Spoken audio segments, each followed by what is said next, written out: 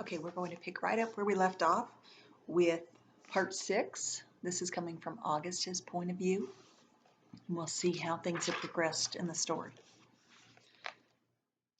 Every one of these chapters, or sections, I should say, not the chapters, but the sections, start with a quote that the author has put in. And I haven't read those quotes before, but I want to go ahead and read this one. This is from William Shakespeare. Shakespeare, who has written some books and plays. And this one is Hamlet, which is one you will get to read in the 7th or 8th grade. Thinking probably 8th or 9th grade.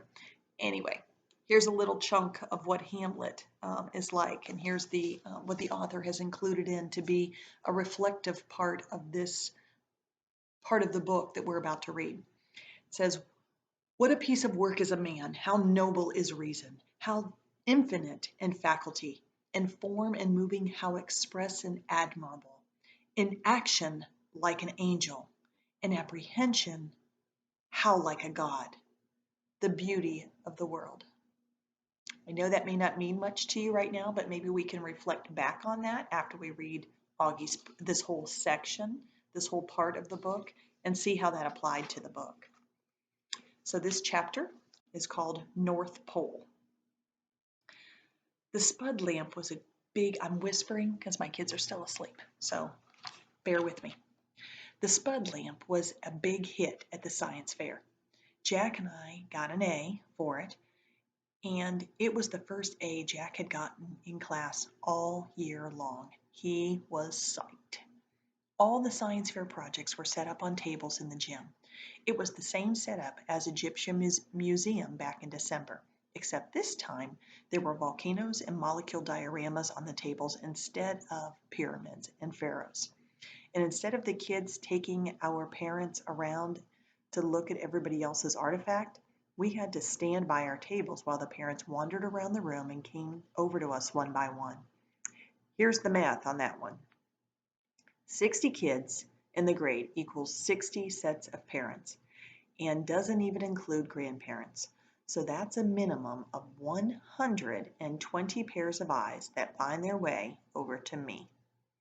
Eyes that aren't used to me as their kids' eyes are by now. It's like how compass needles always point north. No matter which way you're facing, all those eyes are compasses, and I'm like the North Pole on them. Isn't that a sad way to think about yourself? That's why I don't like school events that include parents. I don't hate them as much as I did at the beginning of the school year, like the Thanksgiving Sharing Festival. That was the worst one, I think. That was the first time I had to face the parents all at once. The Egyptian Museum came after that, but that one was okay because I got to dress up as a mummy and nobody noticed me. Then came the winter concert, which I totally hated because I had to sing in the chorus. Not only can I not sing at all, but it felt like I was on display. The New Year art show wasn't quite as bad, but it was still annoying. They put up our artwork in the hallways, all, all over the school, and had the parents come and check it out. It was like starting school all over again, having unsuspecting adults pass me in the stairway. Anyway, it's not that I care about how people react to me. Like I've said a gazillion times, I'm used to that by now. I don't let it bother me. It's like when you go outside and it's drizzling a little, but you don't put boots on for drizzle. You don't even open your umbrella for drizzle. You walk through it and barely notice that your hair is getting wet. But when it's a huge gym of parents, the drizzle becomes like this total hurricane. Everyone's eyes hit you like a wall of water. Okay, take a moment. What kind of figurative language do we have there? It's But when it's a huge gym full of parents, the drizzle becomes like this total hurricane. Everyone's eyes hit you like a wall of water. There's 2 of them there. See if you can think of what those are. Mom and Dad hung around my table a lot. along with Jack's parents. It's kind of funny how parents actually end up forming the same little groups that their kids form. Like my parents and Jack's parents and Summer's mom all like and get along with each other. And I see Julian's parents hanging out with Henry's parents and Miles' parents. And even the two Max's parents are hanging out together. It's so funny. I told mom and dad about it later when we were walking home, and they thought it was a funny observation. I guess it's true that like seeds, I guess it's true that like seeds seeks like, said mom. The Augie doll. For a while, the war was all we talked about. February was when it was really at its worst. That's when practically nobody was talking to us, and Julian had started leaving notes in our lockers. The notes were the notes to Jack were like, "You stink, Big Cheese, and nobody likes you anymore." I got notes like "freak," and another one said, "Get out of our school." Some Summer thought we should report the notes to Ms. Rubin, and was who was the middle school dean, or even Mr. Tushman, but we thought that would be like snitching. Anyway, it's not like we didn't leave notes too, though ours weren't really mean. They were kind of funny and sarcastic. One was, "You're so pretty, Julian. I love you. Will you marry me? Love, Baloo." Another was, "Love your hair. XOX, Baloo." Another one was, "You're a babe. Tickle my feet. XO, Baloo." Baloo was a made up person that Jack and I came up with.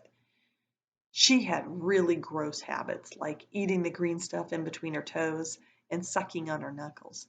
And we figured someone like that would have a real crush on Julian, who looked and acted like someone with a Kids Bop commercial.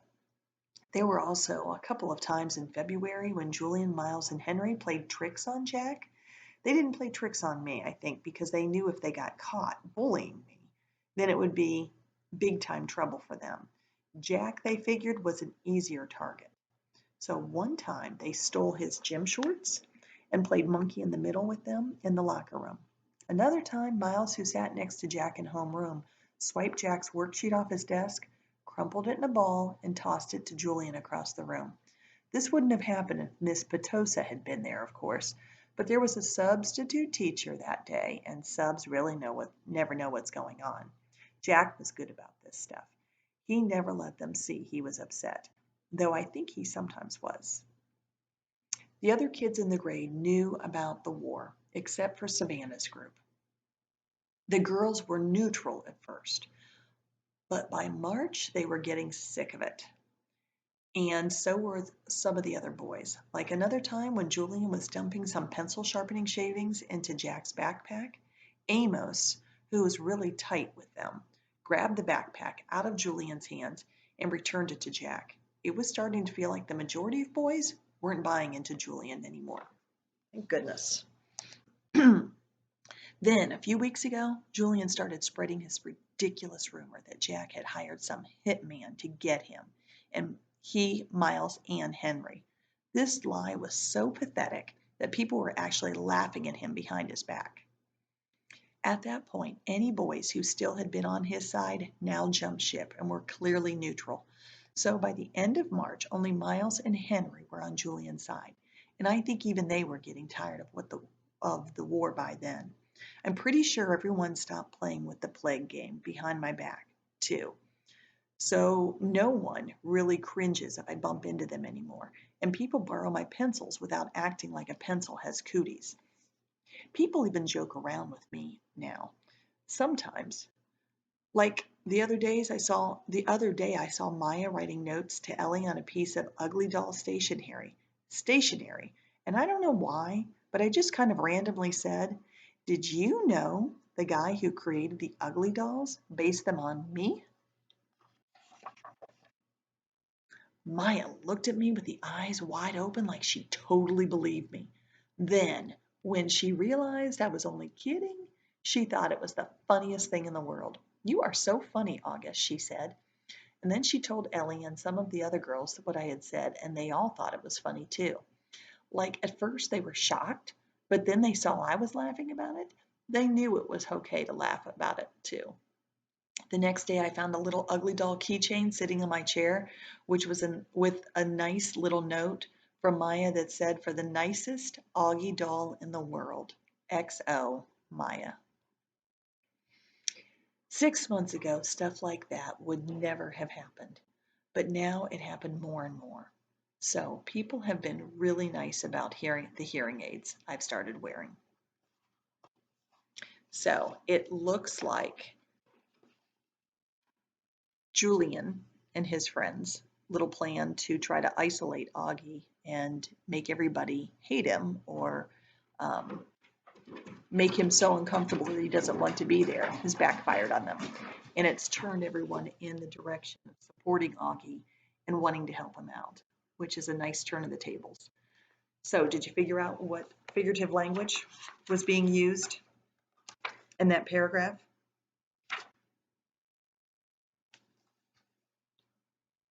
The drizzle becomes like this total hurricane. And the next sentence is, everyone's eyes hit you like a wall of water. So those are two similes that the author has used to give us a vision to see the impact of how this is making Augie feel. That's pretty powerful to say that it was a total hurricane, as we know how destructive a hurricane can be. And then it hits him like a wall of water. So envision those eyes hitting him like a wall of water and how that must make him feel. I looking forward to seeing everyone soon. I'll put another Wonder reading up maybe tonight for you to be able to read and watch tomorrow morning. Miss you all.